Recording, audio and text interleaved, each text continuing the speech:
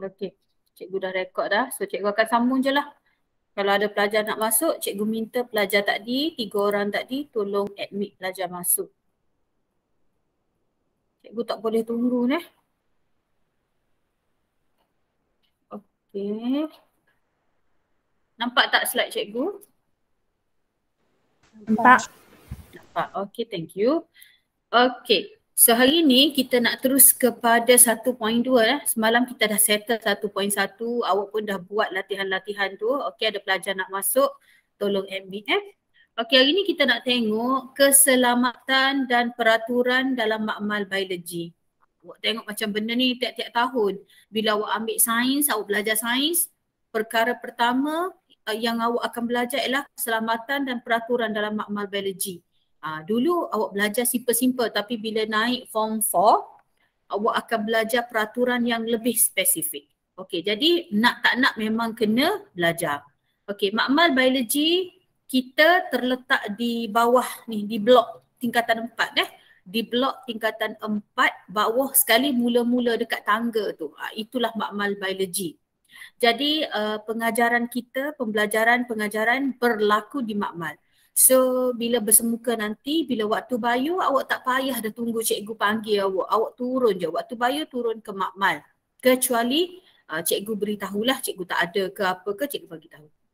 Okey, makmal biologi penting untuk menjalankan penyiasatan saintifik. Untuk mengelakkan perkara yang tidak diingini berlaku, kita mestilah sentiasa mematuhi peraturan dan langkah-langkah keselamatan dalam makmal biologi.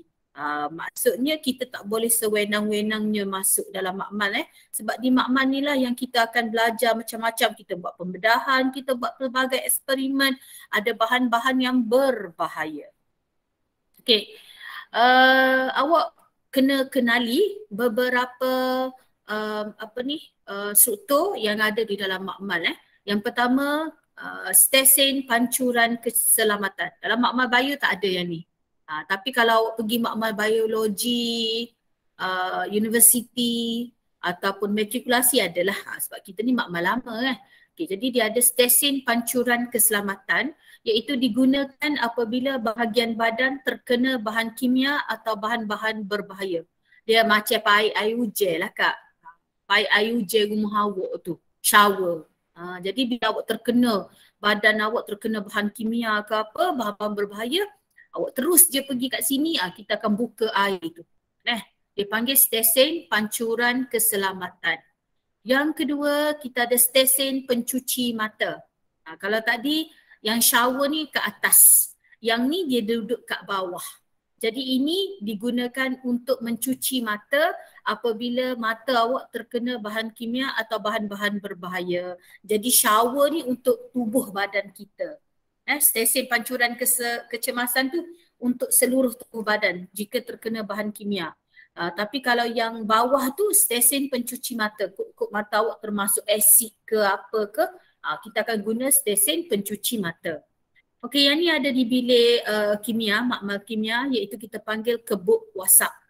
Kebuk wasap ni untuk mengelakkan daripada terhidu gas-gas yang berbahaya. Katakan contoh, biasanya kalau sekolah menengah ni kita tak guna kebuk wasap. Tapi bila awak masuk matrikulasi, awak masuk universiti, awak akan banyak guna gas-gas berbahaya. Contoh macam klorin, bromin, nitrogen dioksida. Jadi bahan-bahan gas berbahaya tu akan diletakkan di dalam kebuk wasap. Awak nampak tak corong ni? Corong ni untuk sedut gas-gas yang berbahaya tadi. Jadi awak tidaklah menghidu gas-gas tersebut. So dia panggil kebuk wasap. Okey, seterusnya kabinet aliran lamina. Kabinet aliran lamina ni menyediakan aliran udara yang ditapis di ruang kerja yang bersih di dalam kabinet aliran lamina. Yang ni pun biasanya ada dekat universiti lah. Ada dekat matrikulasi yang mana awak akan duduk di sini, awak akan buat kerja dalam ni lah. Jadi dalam ni dia adalah aliran udara yang bersih. Dia akan proses udara tu supaya udara tempat kita bekerja tu bersih. Dan kita hanya buat kerja di dalam ni saja, di dalam kabinet aliran lamina. Okay. Dan akhir sekali kita ada Kabinet Keselamatan Biologi, iaitu menyediakan ruang kerja yang tertutup untuk mengkaji bahan yang telah dicemari oleh patogen. Ni kalau makmal mikrobiologi, orang yang bekerja dengan virus, orang yang bekerja dengan mikroorganisma lah, dengan kuman ya. So dia kena bekerja dalam ni, iaitu Kabinet Keselamatan Biologi. Dia akan duduk di sini, tangan dia pun menghala ke dalam tu, dia buat kerja dalam tu lah. So dia sebab apa? Sebab dia takut nanti berlaku penyebaran virus tu. Jelas ya? Jadi awak jangan tukar antara kebub WhatsApp. Kebub WhatsApp dia ada ni, dia ada saluran gas ni. Okay, lepas tu jangan tukar dengan Kabinet Aliran Lamina dengan Kabinet Keselamatan Biologi. Okay, dia lebih kurang sama tu, Kabinet Aliran Lamina dengan Kabinet Keselamatan Biologi. Okay, jelas Okay, seterusnya ini adalah pemakaian yang dibenarkan apabila awak masuk dalam makmal lah. Tapi biasanya kita tak ni sangat lah. Sebab apa? Sebab kita kekurangan peralatan ni. Okay, jadi dalam makmal kita kena guna Google kan, Google cermin inilah mata ni, cermin mata ni untuk mengelakkan mata daripada terkena bahan kimia berbahaya. Okay. Yang kedua, kalau kita ada buat eksperimen menggunakan asap, gas, jadi kita kena pakai topeng muka. Okay, topeng muka ni untuk melindungi kita daripada terhidu asap, wap dan habuk yang boleh menjejaskan sistem pernafasan.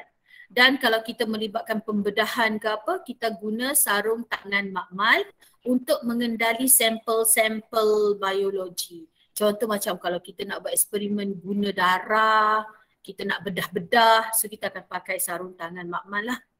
Okey, kemudian kita ada pencuci tangan. Dekat makmal memang ada pencuci tangan untuk membasmi kuman pada tangan. Maksudnya lepas kita buat eksperimen kena basuh tangan lah. Dan digalakkan untuk memakai baju makmal, lab coat. Dia panggil lab coat. Tapi sekolah kita tak ada juga. Kalau macam Ahmad Mahir tu masuk je form 1 kena beli kan. So bila budak tu memang ada lah lab coat. Jadi pakaian baju makmal lab coat ni untuk melindungi badan, pakaian, tudung daripada percikan bahan kimia yang berbahaya. Okey, lagi kasut makmal tertinggal. Dia kalau masuk makmal kena pakai kasut, tak boleh selipar, tak boleh sandal untuk mengelakkan kecederaan daripada serpihan kaca dan tumpahan bahan kimia. Jadi nanti kalau awak ada peperiksaan amali pun awak kena pakai lengkap macam ni lah. Kena ada kasut, pakai pakaian sekolah. Okey, seterusnya awak kena tahu bahan-bahan yang boleh dibuang ke dalam sinki. Bila awak buat eksperimen dalam kelas, kadang-kadang kalau cikgu tak cara, awak buanglah sampah lah apa tisu dalam sinki. So kena tahu bahan kimia yang mempunyai nilai pH 5 hingga 9 sahaja yang boleh buang dalam sinki.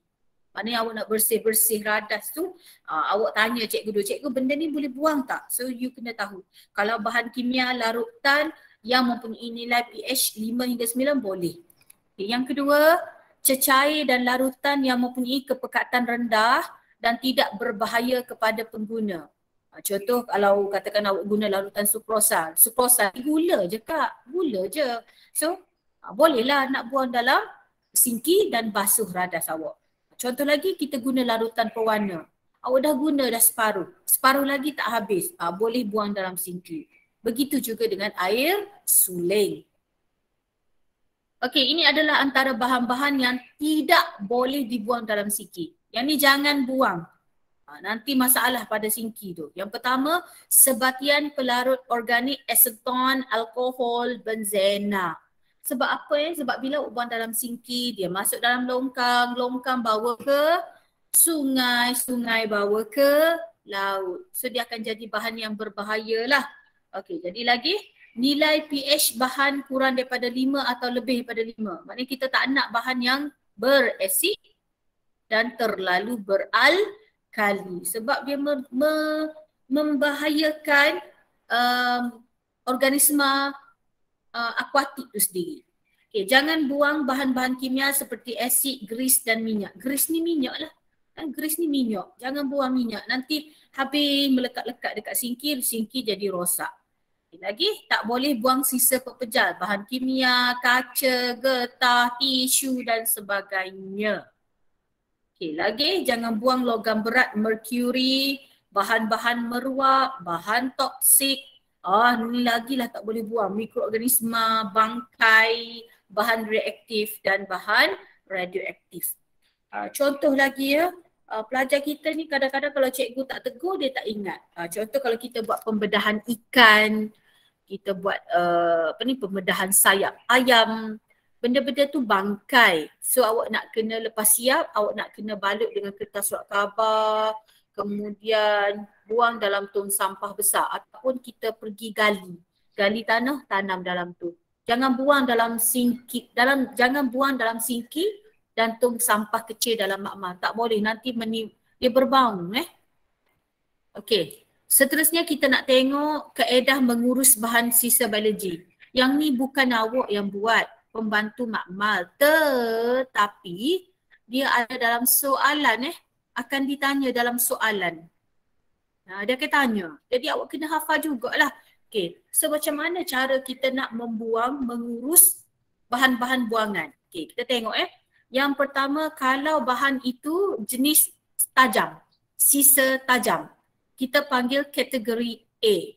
Contoh, peralatan tajam seperti picagari, jarum, kaca, scalpel dan lain-lain alat tajam yang sudah pecah, patah. Jadi benda-benda tu tajam. Jadi dia boleh menyebabkan luka. Jadi caranya ialah awak tak boleh katakan contoh picagari patah, awak pun buang dalam tong sampah. Tak boleh. So caranya ialah masukkan ke dalam bekas yang disediakan khas bagi sisa tajam.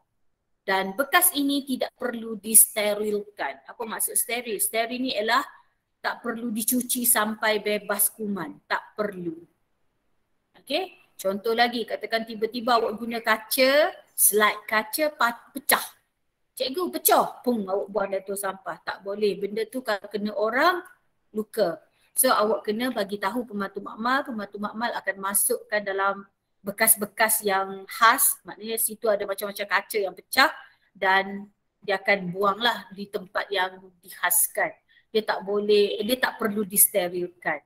Okay, jelas Okay, sekiranya sisa tidak tajam, jenis kategori B. Apa dia sisa tak tajam ni?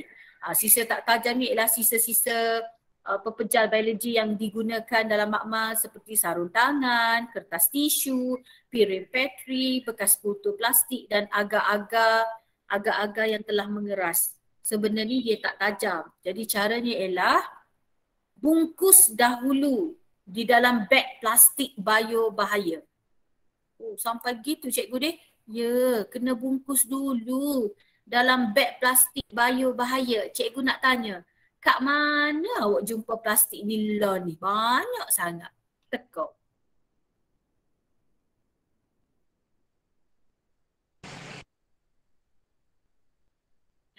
Kat mana awak jumpa beg plastik biobahaya ni?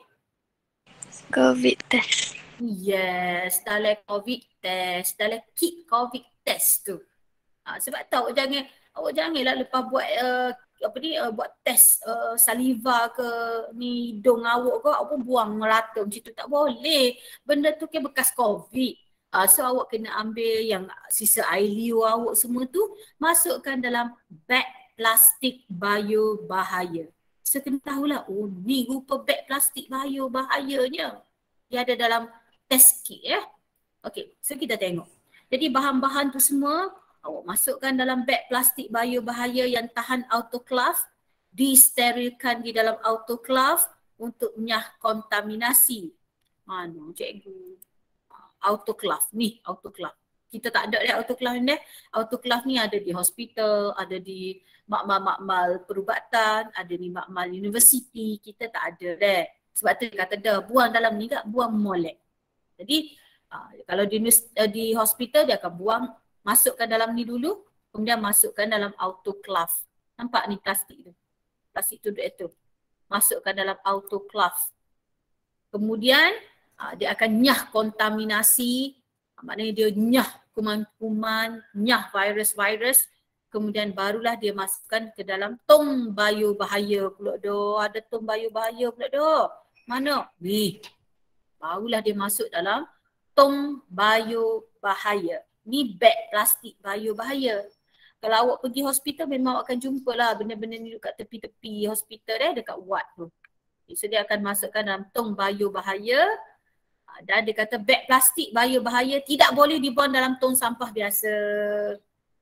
Tapi sebab kita tak ada benda-benda tu semua, kita just masukkan test kit kita tadi, masuk dalam plastik tu, bungkus molek, buang dalam tong sampah. Tapi kalau dekat hospital, beg plastik bio bahaya tu dia tak boleh buang macam tu. Dia kena buang, kena steril dulu, masuk dalam autoclave, kemudian masuk dalam tong bio bahaya. So kalau boleh, nota ni kat sini, kalau senang untuk awak study, awak buat 1, 2, 3. Kalau macam ni payah nak mengapa. Okay. Okay, seterusnya kalau kita buat kategori C, awak buat eksperimen menggunakan bangkai haiwan. Contoh bangkai, organ, sisa tisu haiwan. Kita buat ikan ke apa. Jangan buang macam tu. Kena bungkus dengan rapi menggunakan bahan penyerap seperti kertas tisu, kertas surat khabar. Bungkus dengan rapi di dalam beg plastik bio bahaya dan disejuk beku. Gitu nak kena buat. Kena sejuk beku pula. Tapi kita tak ada benda-benda tu, kita tak buat lah di makmal sekolah. Okey, kemudian kategori D, sekiranya kita menggunakan bahan cecair seperti kultur kaldu dan medium cecair seperti darah, maka semua sisa cecair biologi mesti dinyah kontaminasi dulu. Maknanya kita kena steril dulu, kena keringkan secara autoclave sebelum dibuang. Sisa cecair biologi yang telah disteril perlu dilupus dengan segera.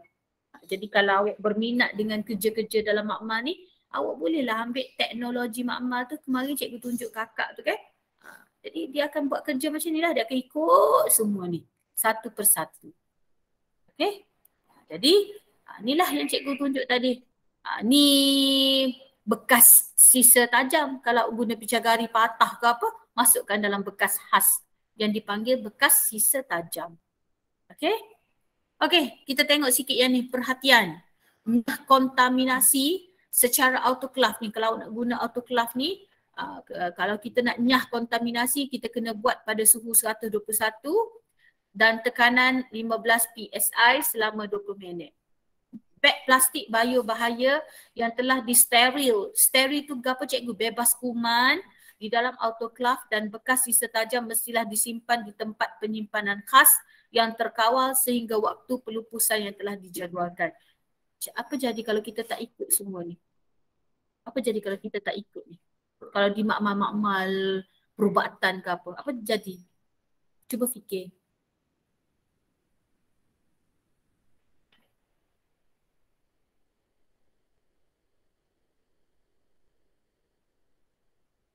Tak ada orang nak jawab. Apa jadi kalau kita tak ikut ni? Kena nyah kontaminasi suhu 121, tekanan 15 selama 20 minit. Lepas tu masukkan bahan tu dalam beg plastik bio bahaya. Lepas tu kena steril dalam autoclave. Lepas tu kena simpan dulu apa semualah. Apa jadi kalau kita tak ikut?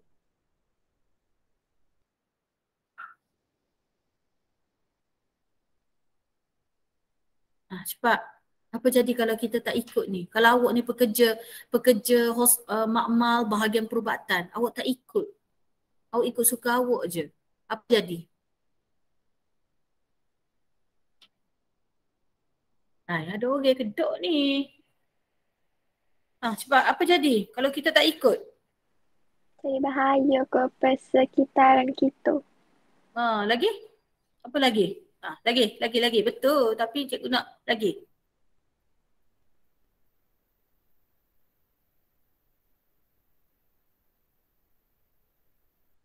Boleh ada jangkitan. Yes, boleh ada jangkitan tu lah. Tu yang jadi merebak kan, yang mula-mula virus COVID-19 ni. Mungkin ada kesilapan mana-mana yang boleh merebak. Kan dia tercetus daripada makmal. Kan? Itu yang kita tak nak tu. Kalau awak berminat, tak silap cikgu cerita apa Cerita putih tu, outbreak ke? Nanti cikgu check balik cerita dia. Dia kalau awak tengok awak faham lah kenapa COVID-19 tu boleh merebak. Nanti cikgu check balik. Cerita dia tajuk outbreak rasanya. Lupa lah cikgu. Dia benda tu merebak. Cerita dia pasal virus juga merebak. Lebih kurang macam cerita COVID-19 dia. Okay, jadi sebab itulah benda tu kan merebak daripada makmal. Something wrong lah dekat makmal tu. Kenapa Okay. Okey, seterusnya. Sekiranya berlaku kemalangan di dalam makmal, kita tak nak tapi kadang-kadang berlaku deh. Contoh periksa amali baru ni. Masa peperiksaan amali baru ni, kalau yang biologi ada guna picagari. Ada pelajar dia luka tangan. Ada pelajar luka tangan sebab terkena jarum picagari. Lepas tu zaman cikgu dulu ada cikgu sains buat eksperimen guna minyak asalnya, guna minyak dan guna api. Budak tu macam, bukan, guna asid. Dia bukan, asid kat kali macam tu lah cikgu lupa. Dia terjatuh ni, botol tu atas tangan ke macam mana, dia jadi gatal-gatal-gatal. Dia ada cara dia lah. Jadi bila berlaku kemalangan kita tak nak tapi kita kena tahu apakah langkah-langkah mengurus kemalangan dalam makmal. So yang pertama, apa-apa yang berlaku, radas pecah ke apa ke, nombor satu kena maklum kepada guru. Okay, kena maklum kepada guru. Apa-apa. Okay, kemudian sekiranya berlaku tumpahan bahan kimia am, awak maklumkan kepada guru. Yang kedua, bukan awak lah yang buat ni, yang ni cikgu dan membantu makmal lah. Jadikan kawasan tumpahan kawasan larangan. Sekat tumpahan bahan kimia daripada merebak dengan menggunakan pasir. Nampak? Kena letak pasir. Kaut tumpahan bahan kimia dengan menggunakan alat yang sesuai dan buang dengan selamat. Ayatnya dia ada kaedah dia. Bukan kata, ayo tumpah, sapu dengan kain. Tak boleh. Dia ada cara dia. Sebab kita takut bahan tu beracun untuk awak. Okay, yang kedua, sekiranya berlaku tumpahan merkuri. Kita tak nak yang ni sebab kalau merkuri ni payah sikit kena panggil bomba. So apa-apa jadi cikgu kata dah maklumkan kepada guru, jadikan kawasan tumpahan sebagai kawasan larangan, tabur serbuk sulfur untuk menutup tumpahan merkuri, kemudian kena hubungi pihak bomba. Pernah satu sekolah, tak ingat cikgu lama dah, banyak tahun dah. Tumpah ke pecah ke macam tu lah botol tu yang ada merkuri. So sekolah tu kena hubungi bomba dan bomba datang dan macam mana entah ni jugalah. Jadi merkuri ni sebab dia logam berat dia boleh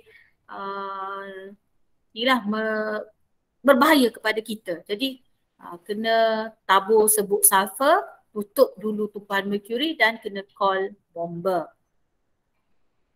Okey, seterusnya, apakah amalan-amalan dalam makmal biologi? Jadi kalau makmal biologi ni dia terpakailah untuk semua makmal, maknanya kita tak boleh masuk secara mudah-mudah. Okey, jadi jadi untuk etika berpakaian kena guna baju makmal, sarung tangan, kasut, goggle dan mengikut kesesuaian. Tapi setakat ni kita tak pakailah benda-benda ni, cuma cikgu ketatkan dari segi kasut lah.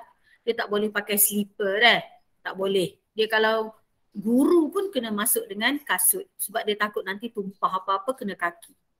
Okay, yang kedua, peraturan keselamatan makmal, dilarang bekerja bersendirian di makmal tanpa pengawasan.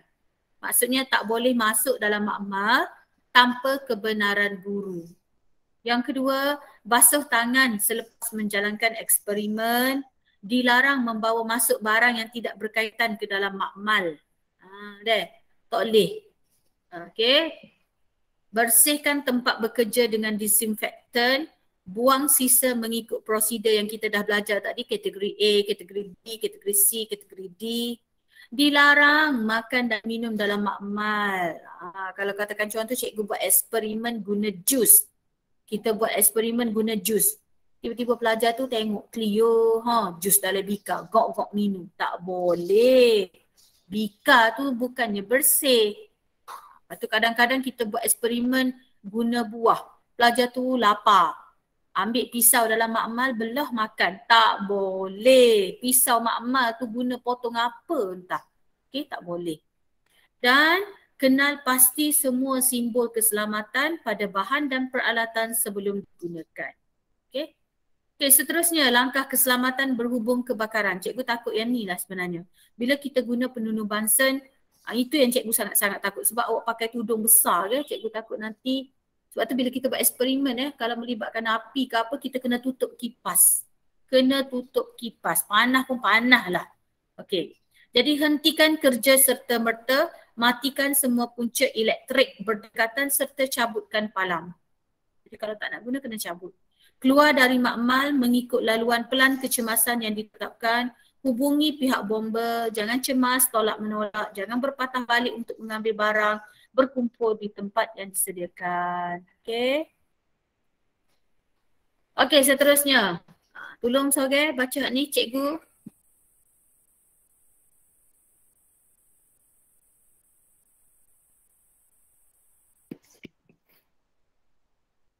Gana ni tak ada orang nak volunteer baca pengendalian.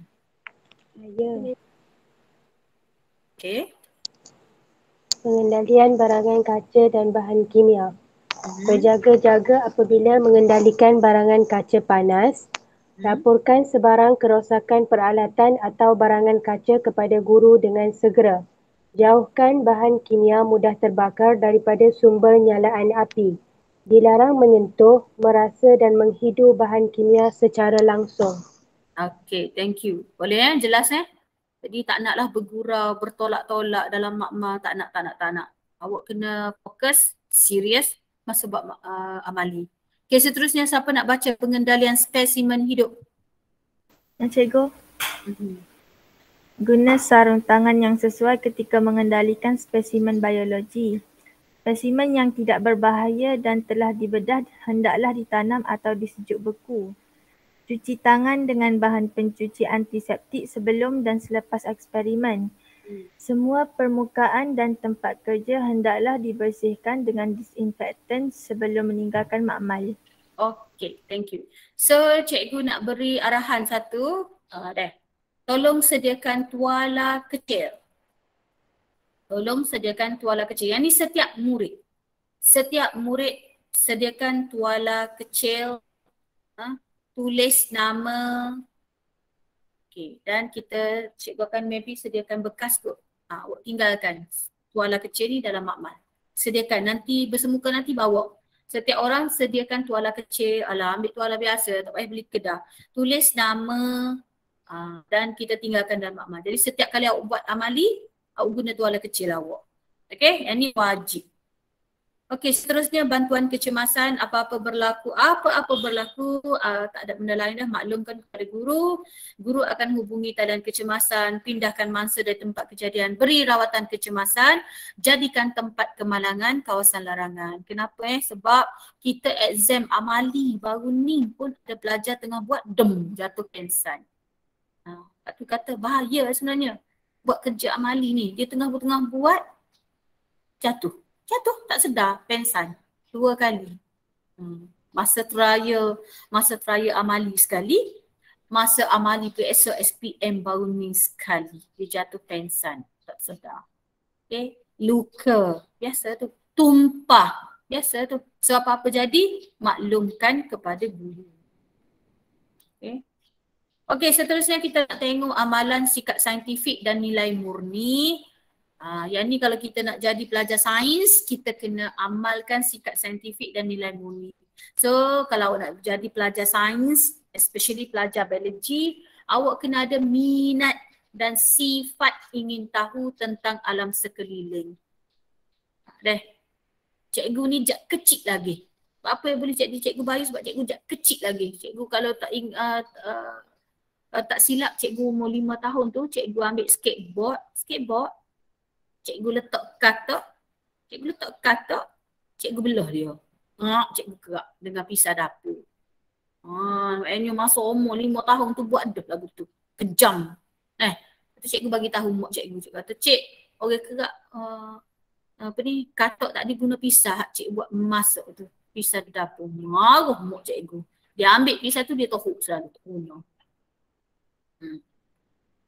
Jadi kena ada minat dan sifat ingin tahu. Maknanya kalau aku buat macam ni jadi kan Okey. Yang kedua, kena jujur dan tepat dalam merekod serta mengesahkan data. Tak boleh tipu-tipu. Okey. Kalau dapat tu tanya cikgu dulu. Barulah inilah kita sesuaikan. Rajin dan tabah dalam menjalankan sesuatu kajian. Kalau pelajar aliran sains ni dia tak boleh putus asa. Sebab kadang-kadang kita buat amali, dia tak jadi selalu. Kita kena buat lagi. Salah buat lagi. Kita kena rajin dan tabah. Yang seterusnya kita kena bertanggungjawab terhadap keselamatan diri dan rakan serta terhadap alam sekitar. Okey, cikgu kalau dalam makmal selagi tak simpan, tak bersih, cikgu tak bagi pelajar tu keluar. Kalau satu kumpulan tak settle, cikgu tak bagi semua tu keluar. Kena balik lewat. Jadi awak lepas siap tu kena kemaskan meja, bersih bahan radas. Lagi, menghargai dan mengamalkan kehidupan yang bersih dan sehat. Kita kan belajar biologi, meh-meh nak jadi doktor. Jadi kita kena hargailah kehidupan yang bersih dan sehat. Jangan duk buang sampah, jangan buang sisa makanan dalam sinki. Sebab kita kena fikir, kalau aku buang ni jadi apa? Menghargai sumbangan sains dan teknologi, dan pelajar sains kena kritis dan analitis. Apa cikgu kritis dan analitis?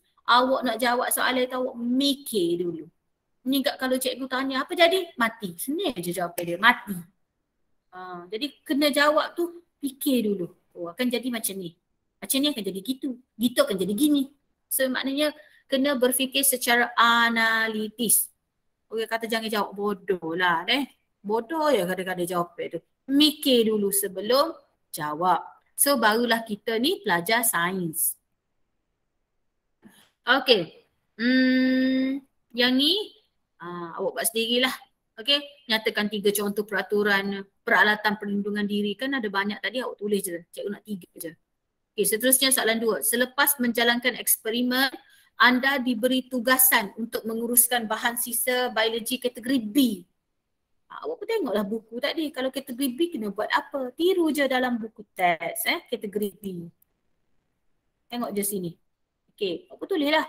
Bagi contoh dan bagi cara. Buat nombor cikgu tak nak salah macam ni.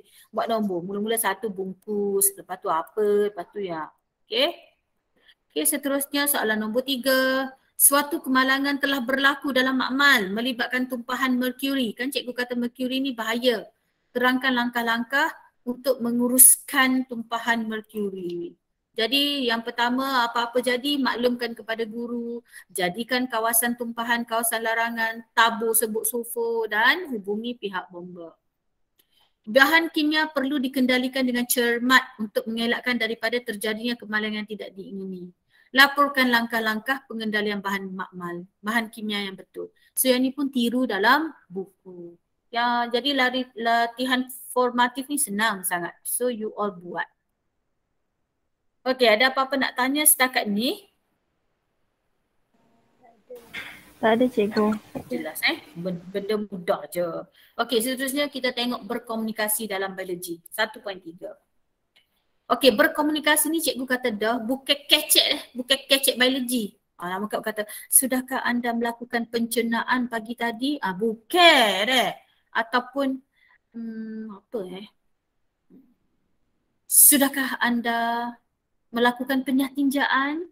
Penyatinjaan ni begok penyatinjaan ni begok, buang air besar. Awak dah buat penyatinjaan? Tu bukan tu. Berkomunikasi dalam biologi ni maksudnya awak kena pandai buat jadual, graf dan lukisan biologi. Tu maksud dia berkomunikasi. Jadi macam-macam mana pun, kalau awak tak pandai maths ke apa, awak kena pandai buat benda ni. Kalau tidak, tak boleh masuk aliran sains tuling. Sebab dalam fizik ada benda ni, kimia pun ada. So jadi kena tahu cara nak lukis jadual yang betul, graf yang betul dan lukisan biologi yang betul. Okey, jom kita tengok. Jadual digunakan untuk merekod dan mempersembahkan data. Jadi tak larilah dengan pelajar bio, pelajar fizik, pelajar kimia. Bila awak buat amali, awak memang kena catat jadual kan? Kena catat keputusan dalam jadual. Apabila anda menjalankan penyiasatan, data eksperimen perlu direkodkan. Tak boleh tulis bodoh gini. Tulis. Dua. Betul? 10. Okey. Betul. 15. Gapo ni? Dia mesti kena ada cara kita nak rekod dalam jadual yang sesuai. Jadual membolehkan anda menyusun data secara sistematik untuk memudahkan perbandingan. Jadi bila kita tengok jadual, kita tahu dah, oh gini. Tajuk-tajuk dalam jadual terdiri daripada pemboleh ubah manipulasi dan pemboleh ubah bergerak balas. Jadi bila awak buat jadual, dia kena ada pemboleh ubah manipulasi, cikgu suka panggil MV, manipulated variable, MV, dan RV. Kau punya cikgu RV. Pemboleh ubah bergerak balas. Bergerak balas ni kita panggil responding variable. Respon ke kita. Nak beri jawapan ke kita tu orang panggil respon. RV. Okey, jadi bila awak buat jadual, sekurang-kurangnya kena ada 2 petak ni, 2 lajur. Nampak? 2 lajur sekurang-kurang cikgu kata. Dia dalam biologis biasa kita ada 3. Tapi sekurang-kurangnya 2 petak, 2 lajur Okay, jadi apa nak tulis dulu cikgu? Yang ni. MV kita akan tulis alik kiri. MV. Okay? Manipulasi. Lepas tu barulah letak RV. Cikgu boleh tak saya nak tulis RV dulu baru MV? Tak boleh. Kena MV dulu. MV, RV. Okay, jadi nampak tak? Dia kena bubuh MV dulu. Kenapa awak manipulasi? Suhu. Sementara nak guna 30, awak manipulasi 40 suhu. Lepas tu awak manipulasi suhu jadi 50, awak manipulasi suhu jadi 60. So kena letak MV dulu. Lepas tu barulah letak, bila kita guna suhu 30, apa jadi? Respon. Yang respon ialah 2.0. Kenapa dia 2.0? Isi padu gas yang dibebas ialah 2.0. Kalau guna suhu 40, isi padu gas 14.0. So RV ni sebenarnya ialah jawapan. Boleh Jadi bila awak buat eksperimen kena tahu. Ada kanan, ada kiri. Alik kiri tu MV. Alik kanan RV. So MV, RV. Tu bilik jadi RV, MV. Cikgu nyekek awak juga ni. Okay. Boleh tak? MV, RV. Kemudian, nampak cikgu buat ni. Pemboleh ubah manipulasi duduk sini. Pemboleh ubah bergerak balas yang nak beri jawapan ke kita, RV. So dia kena duduk belah kanan. Okay. Kemudian, nampak tak? Ni contoh-contoh lah. Ni contoh-contoh jadual.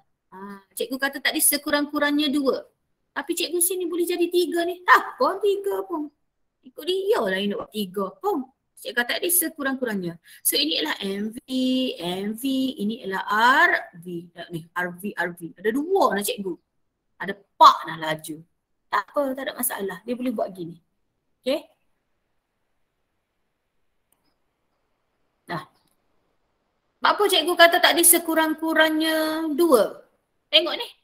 Sini dia letak MV. Yang kita boleh ubah-ubah. Maksudnya aktiviti fizikal, menjalani latihan yoga lah, berbasikal lah, bermain bola tampar. Kita boleh ubah-ubah, manipulate. Tapi bila RV, kita nak cari jawapan. Jadi yang ni, RV ni dia ada 2 dah. RV ni awak kena tahu, RV ni yang bergerak balas, pemboleh ubah bergerak balas ni ada 2. Ada satu yang kita tengok melalui mata, pemerhatian melalui mata, kita ukur. Yang ni kita mengira. Kita jenis kira. Jawapan juga tapi kita kena kira. RV juga ni. RV ni. Cuma yang ni kita panggil RVO. Ni observe. Observe dengan mata.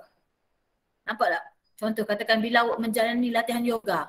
Berapa isi padu air kecing awak? Awak tak aktif. Awak kecing 205, 207. Tapi bila awak berbasikal, awak kecing 134, 136. Tapi bila awak main bola tampar lagi aktif, awak kecing 80. So kecing ni awak ukur apa? Awak ukur isi padu air kencing dengan mata. So orang panggil RVO, observe dengan mata. Tapi bila kita kena kira, tengok ni kena kira, masuk dalam formula, kena bahagi 2. So kita panggil RVT, teori, sebab kita mengira. Boleh ke? Biasanya jadual bio ni dia macam ni lah.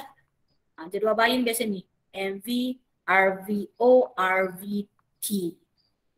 Ini adalah dua-dua RV. Cuma dia kena beza. Mana RVO, mata, tengok dengan mata, ukur ataupun mengira dengan formula. Jelas ke? Kau tidur? Jelas. Jelas Cikgu pun letih juga sebenarnya sebab angkat-angkat kerusi, meja, susun ni letih kan. Menyapu kelas, sanitasi kelas belum lagi. Esok pula. Okay.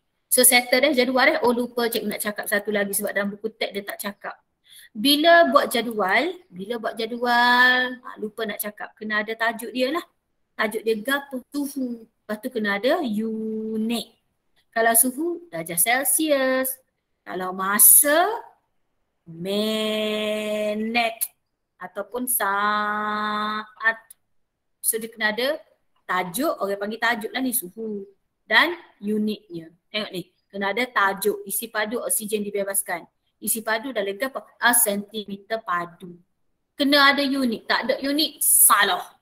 Cikgu bagi kosong. Okey, settle buat jadual. Okey, pandai dah buat jadual. Sekarang kita nak buat graf pula. Okey, cara nak buat graf ni dia ada banyak lah. Kita ada graf garis, carta bar dan histogram. Jadi pelajar sains tulen ni ambil fizik, biokimia ni, dia tak boleh salah. Allah, tak kira buat graf salah. Awak ni mainan awak, makan ni awak ni buat graf jadual ni. Budak sains tulen memang kena pandai. Okey, so kita nak tengok kaedah melukis graf dulu. Okey, awak kena tahu pemboleh ubah bergerak balas, RV tadi, diwakili oleh paksi menegak, paksi Y. Okey Kak, ni paksi Y. Sebab dia tegak. So, untuk paksi Y ni, awak boleh letak RVO atau RVT sahaja. Jadi sebab tu bila awak baca soalan biologi awak nak buat amali ke, awak kena tahu mana RVO, mana MV, mana MV, mana RV. Kena tahu beza hak tu dulu. Tadi cikgu dah ajar dia. MV ni hak kita ubah-ubah. MV ni yang kita ubah-ubah. Sekejap nak guna A, sekejap nak guna B, sekejap nak guna C. Tu MV. Hak bagi jawapan ke kita tu ialah RV. So untuk sini kita kena letak RV. Tak kisahlah RVO ke, RVT teori ke, tak apa. Asalkan RV. Okay. Dan pemboleh ubah manipulasi kita kena letak di paksi mendatar ni. Dia panggil paksi X. Ni paksi Y. So ingat dia Y untuk RV, X untuk MV. Dah. Okey, lepas tu bila awak buat skala pada paksi mesti seragam. Ya Allah ya Tuhanku. Kata 5 ada lagi tak erti. Tiap-tiap tahun cikgu akan jumpa pelajar tingkatan 5 yang tak pandai buat skala. Dia pergi buat sifir 3, sifir 7. Tak boleh. Tak boleh. Dia guna sifir 10, 20, 30, 40. Tengok ni. Dia lagi kita boleh guna sifir, dia sifir dia, skala dia. Biasa kita guna sifir 1, 2, 3, 4, 5. Sifir 2, 2, 4, 6. Tengok ni, 2, 4, 6. Lagi kita boleh guna sifir 5, 10, 15. Lagi kita boleh guna sifir 10, 20, 30. Lagi cikgu sifir 100, 200. Itu sahaja yang boleh guna. Jangan mustaq dengan 7, 14. Tak boleh. 3, 9. Tak boleh. Okay, kena tahu juga skala mesti guna pada skala mesti seragam. Okey, dan bila awak nak tanda titik, kena guna simbol pangkah. Jangan gelenyar buat simbol bunga lah, simbol tai air, tak sih. Kita nak ni, nampak? Simbol pangkah. Okey. Lepas tu, kena ada tajuk pada graf ni, tajuk. So, kita akan ambil pemboleh ubah bergerak balas lawan pemboleh ubah manipulasi. Maknanya awak tulis je. Siapa pemboleh ubah RV lawan MV. So ambil je lah ayat dia ni. Isi padu oksigen apa-apa melawan apa-apa suhu. Salin je. Cuma dia kena ada perkataan melawan ni. Okay, kena sebut RV ni dulu. Isi padu salin je. Ini salin tajuk ni. Isi padu oksigen dibebaskan lawan suhu. Lepas tu tak ingat nak persen. Bila nak lukis graf semua-semua ni, kena guna pensel. Jadual boleh guna pen. Tapi bila nak buat graf, mesti guna pensel. Siapa buat dengan pen, cikgu palang besar-besar, cikgu tulis 0 padan muka. Cikgu akan tulis gitu. Sebab tak dengar. Kena guna pensel yang tajam. Okey, lepas tu lupa juga sebab dia buku teknik tak cakap. Bila nak sambung, dengar deh. Yang ni seumur pelajar salah buat. Kalau buat salah, cikgu pulah perut tu. Bila nak sambung, sambung semua titik. Lalu semua titik. Dan berhenti dekat tu. Berhenti je. Jangan kata-kata pergi sambung. Sambunglah aku duduk bawah ni tak boleh. Katakan contoh you dapat macam ni. Awak ada macam ni, macam ni, macam ni. Lalu semua titik berhenti. Jangan lebih-lebih. Jangan lebih-lebih. Jangan pula gelenyar. Okey, kita nak sambung sinilah biar dia ada kaki. Tak boleh. Tak boleh. Bio ni dia lalu semua titik Bio ni dia lalu titik. Dia tak sama macam fizik. Fizik tak lalu titik Fizik tak lalu titik. Dia lalu tengah-tengah. Bio lalu semua titik. Bio lalu semua titik. All titik. Cikgu kau cikgu lalu semua titik. Dengarlah ni nak ayat ni. Dapat gitu. Lalu semua titik. Ataupun dapat macam ni. Lalu je lah semua titik. Cuma jangan sambung sampai ke bawah. Berhenti setakat X tu je. Jelas Okey, seterusnya sekiranya disuruh lukis carta bar. Tadi kita panggil graf garis. Yang ni carta bar. Okey, carta bar ni jenis carta palang. Dia bentuk palang menegak dan dia tak bercantum. Tengok, dia ada ruang kosong tengah. Dia memang kena tinggal ke kosong ni cikgu? Yes, inilah carta bar. Jangan gelenyar pergi sambung. Okay. So caranya ialah lukis dua paksi iaitu paksi mendata X untuk mewakili pemboleh ubah manipulasi dan paksi menegak Y. Dia serupa je. Sini Y, sini X. Serupa je.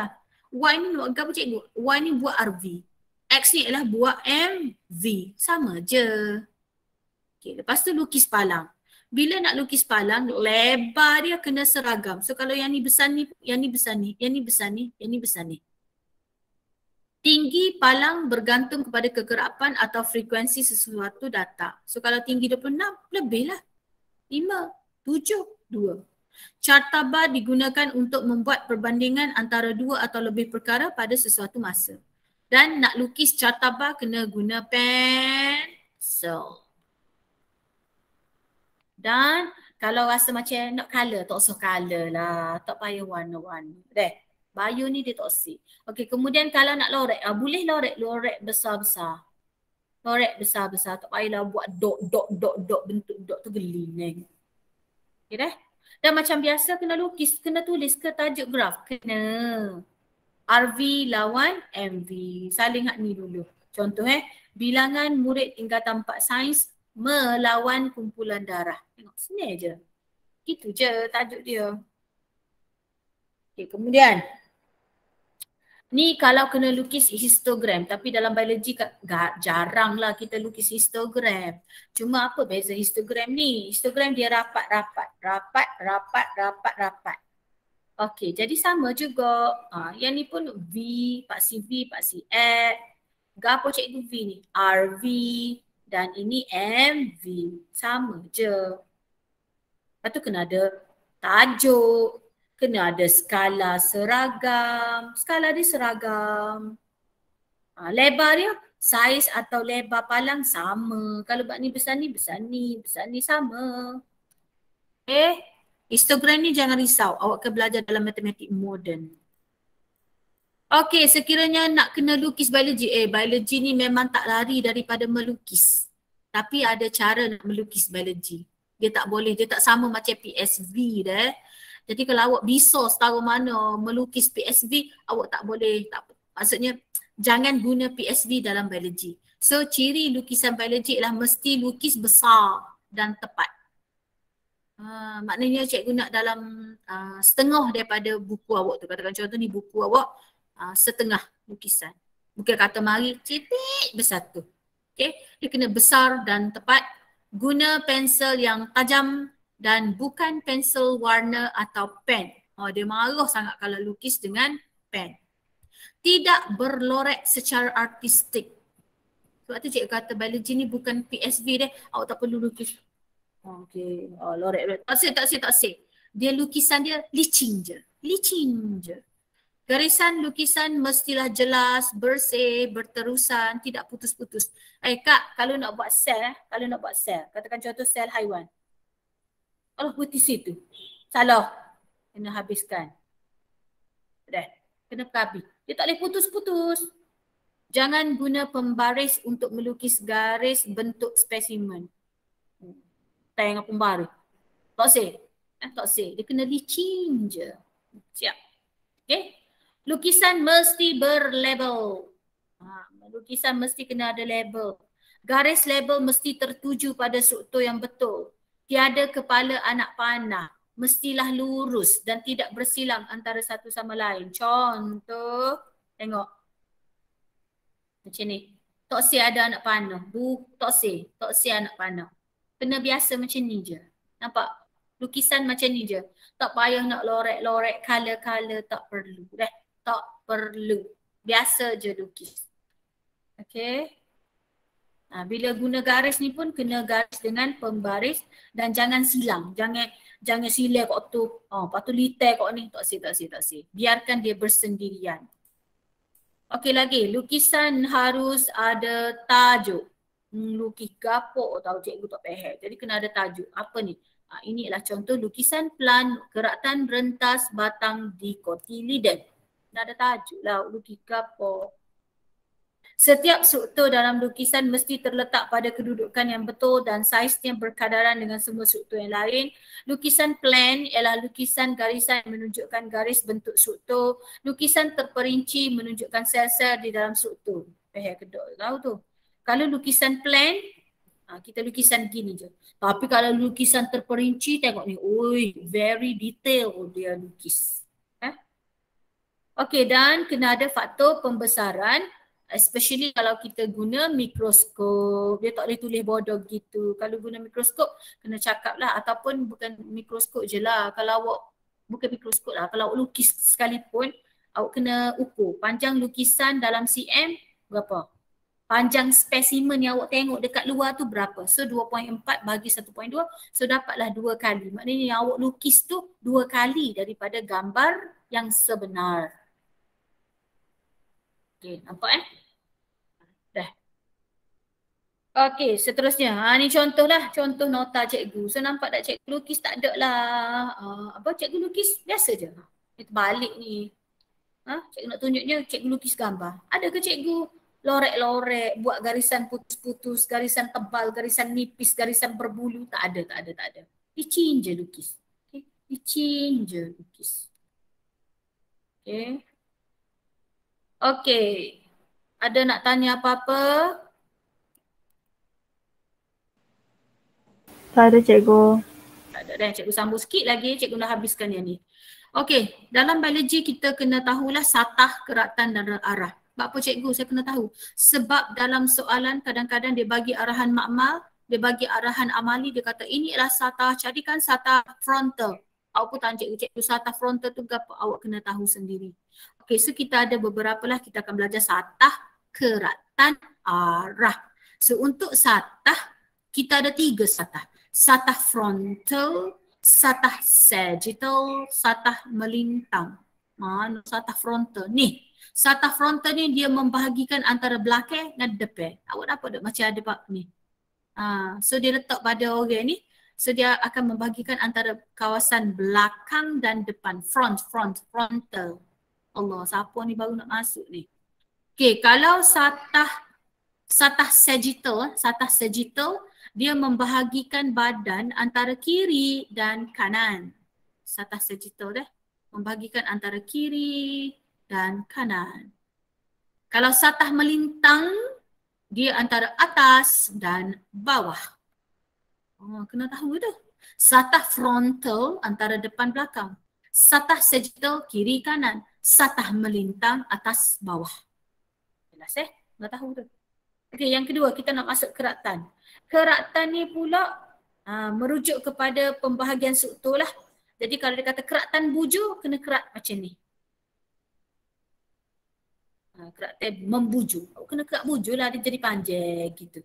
Keratan membujur ni, awak kerat tengah ni. Dia panjang gini, kita panggil keratan membujur. Kalau keratan rentas, keratan rentas ni kita kerat gini. Kita kerat macam ni. So dia akan membahagi antara dua. Kalau keratan membujur, dia keratan panjang. Jelas ni contoh. Keratan membujur macam ni. Kalau keratan rentas ni macam ni. Kena tahulah Kak, sebab kadang-kadang dalam soalan dia kata, okey buatkan keratan rentas batang bayam. Budak pun pergi kerat gini. Salah dah lah. Keratan membujur panjang-panjang. Keratan rentas ni dia lebar tu. Okey. Okey, seterusnya kita kena tahu tentang pelan badan asas. Okey, jom kita tengok sikit lagi. Ni tugasan awak, nanti cikgu akan beritahu tugasan. Okey. Okey, awak kena tahu bahagian-bahagian. Kalau ke atas, bahagian ke atas, naik ke atas kita panggil superior. Bahagian yang berada di atas bahagian lain menuju ke arah kepala orang panggil superior. Kalau menuju ke atas kepala kita panggil superior. Kalau menuju ke arah bawah kita panggil inferior. Uish, bahasa superior, inferior. So kalau inferior ke arah kaki, superior ke arah kepala. Okey, kalau lateral berada di bahagian jauh dari garis tengah atau berada pada bahagian tepi jasad. Maksudnya kalau dia duduk tepi gini, duduk tepi macam ni, orang panggil lateral. Lateral. Apa cikgu lateral ni? Sisi tubuh kita. Lateral. Okey, seterusnya. Kalau menuju ke arah bawah. Menuju ke bawah, orang panggil ventral. Kalau menuju ke atas, dorsal. Kalau menuju ke belakang, posterior. Menuju ke depan, anterior. Anterior. Banyak bahasa kena ngapal ni dah. Okey. Boleh Okey, yang ni baca sendirilah. Okey. So tugasan awak ialah, cikgu akan bagi modul cikgu akan bagi modul soalan, tunggu nanti cikgu akan bagi, awak jawab print modul tu dan jawab, buka semuka nanti cikgu nak check. Yang kedua, kerja awak ialah, awak boleh buat tugasan yang ni. Nanti cikgu hantar sampel-sampel yang kakak-kakak dah buat. Awak boleh guna dough, awak boleh guna plasticine, awak boleh guna bahan makanan di rumah. Awak kena cari satah, awak kena cari keratan, awak kena cari arah tadi. No cikgu saya tak faham. Awak kena cari yang ni. Ni mana superior, lateral, inferior, mana ventral, dorsal, anterior, posterior. Awak kena cari keratan tadi. Keratan apa? Keratan rentas. Ni keratan rentas, keratan membujur. Satah. Boleh? Tapi guna dough, plasticine atau bahan makanan. Yang ni jangan risau, cikgu hantar sampel yang kakak-kakak buat. Ada, lepas ni cikgu hantar. Okey, ada apa-apa nak tanya tak?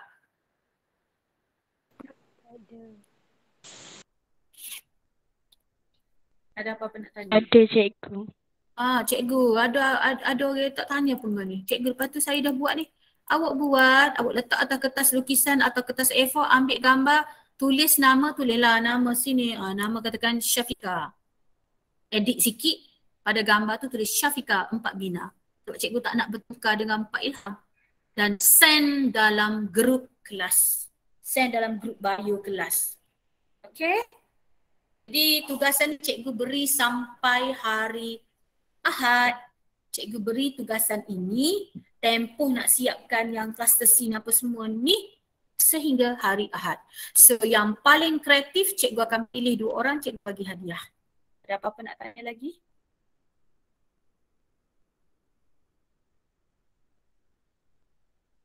Ada apa-apa nak tanya? Ada senyap berlaku kelah awak ni. Tak ada cikgu. Tak ada dah. Okey. So kita habis 2.10, masa masih ada ni. Jadi cikgu akan hantar tugasan modul dalam grup kelas. Okey, Assalamualaikum. Waalaikumsalam. Terima kasih cikgu. Waalaikumsalam cikgu. Terima kasih. Okey. Terima kasih cikgu. Ya, sama.